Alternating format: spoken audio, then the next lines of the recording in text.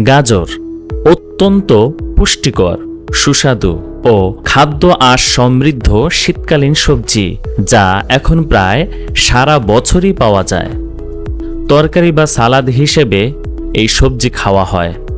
গাজরে আছে beta carotene, যা দৃষ্টিশক্তি ভালো রাখে। অন্যান্য উপাদানগুলো অন্ত্রের ক্যান্সার প্রতিরোধ করে, কোষ্ঠকাঠিন্য দূর করে। গাজরে উপস্থিত ক্যাটোরিনিয়েড ত্বকের উজ্জ্বলতা সমৃদ্ধি করে, ত্বকের খসখসে ও রোদে পোড়া ভাব দূর করে।